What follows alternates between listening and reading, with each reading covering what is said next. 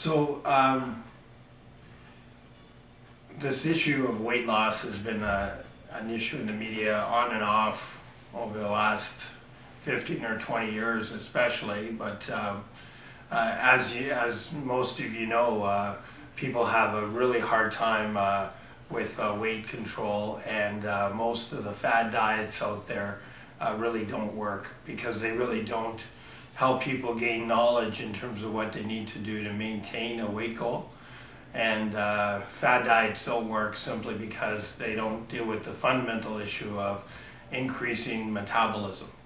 And that's what you need to do really to maintain a certain weight level that's comfortable for your body type. What I'd like to do today is just to run through some of the main difficulties with weight control and how my system is works differently in terms of raising metabolism and maintaining your metabolism, so you don't have this you go on a diet and you lose a bunch of weight, and then 2 months later you've gained that weight back and a little more than what you had lost. So it's rather frustrating for most people, and they get discouraged and then give up completely. So what I'm saying is that people really need to get knowledgeable of what it is that they need to be doing, and I remind people that they need to remember their what they used to do perhaps when they were kids to help with weight control.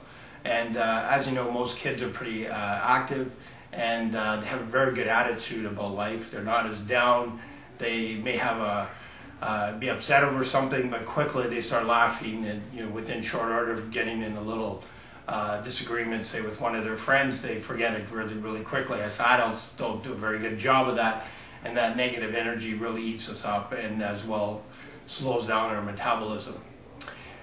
Some simple things often are undiagnosed, and this is a very big problem. One might have candida or parasites, and if this condition is not identified by their medical doctors or whatever health professional they might be seeing, then they're going to have this very big difficulty. They're constantly hungry, and they're wondering why they have to keep eating. Another big issue that I've come to know over the years, even as a kid, was that I was told at a very young age that I was deficient in minerals.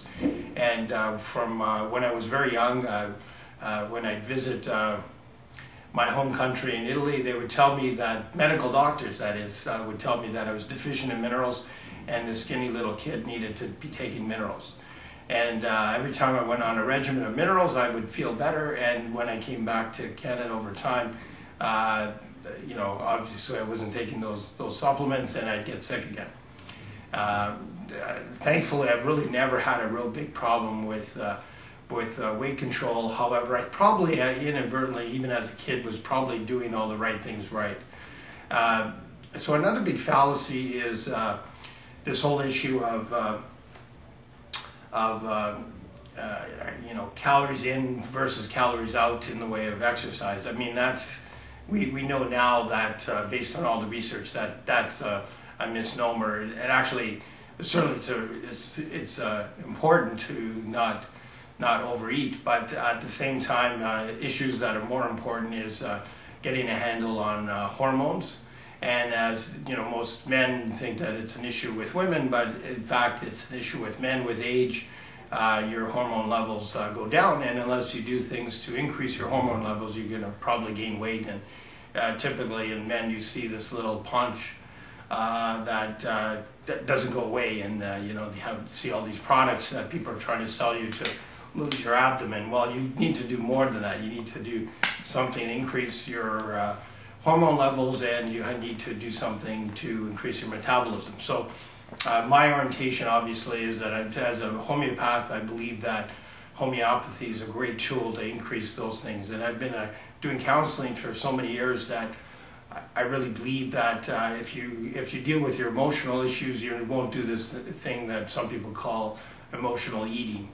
Often people turn to certain foods at certain times when they're upset, and will overeat and tend to go to the carbs where most of the problems lie. You need to coordinate a little bit more how much you're eating in the way of your distribution of carbs versus proteins, let's say. So that's very important, and one needs to look at that. Another big thing, as I mentioned, was this whole issue of minerals.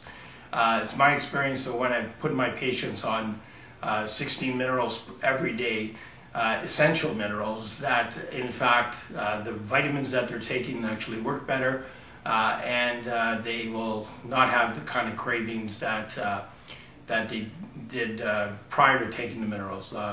My friends in veterinary medicine have known this fact for many, many years, that when animals are given minerals, they stop chewing on fence posts. So a sure sign that animals are deficient in minerals is they're starting to chew on fence posts and eating dirt. Well, humans normally don't chew on fence posts, but we do all kinds of other strange things, like grab a bag of chips and start consuming the whole bag or whatever. And there's nothing wrong with doing that once in a while, but when you're doing that every day or consuming large amounts of carbonated drinks, that's a sure sign that there might be something going on with your system, namely your thyroid gland and your pancreas. So those things really need to look at it. And when you see a health professional like myself, those are some of the things that we identify right off in terms of some issues that might be going on with the person. So I tailor-make my kind of weight loss programs with people, or weight control, if you will, on those issues, and identify what systems in the body are working better than others and how we can turn that all around. And I teach people how to deal with their emotions, and I do help them do some journaling, and I give them a framework that I'll get into in another video on emotional issues, speaking specifically about how to deal with key emotions that are often not dealt with from a young age and then begin to haunt you over the course of time. Meditation is a very important thing that I'll get into also in other videos, but some simple breathing exercises make a lot of difference in terms of catching yourself when you start thinking negative and if you're having a bad day or whatever.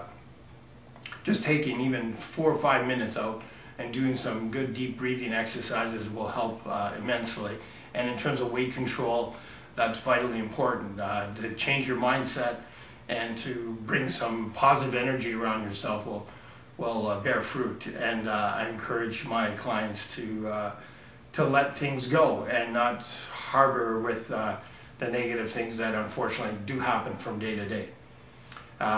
So in a nutshell, that's basically what I encourage people to do. It's kind of like a multi-leveled approach to dealing with weight loss. And you don't do weight loss for 6 weeks or 8 weeks or whatever, 3 months, and you're done with it. This is what most people call a lifestyle kind of change, and you do all the things right that you need to be doing over time, and then weight loss is not an issue.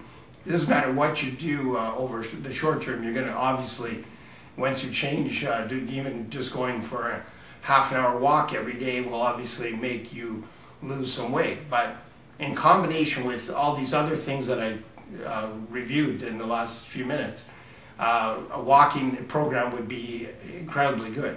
And then coupled with a little walking program, you see on my website that I became involved with wellness belts, and I'm a firm believer that these belts work very good for osteoporosis and other issues of arthritis. And as a side benefit, the inventors of this belt realized that they had what they call an inches lost program on their hands. And just by wearing the belt, it increases your metabolism and helps you build bone matrix and etc.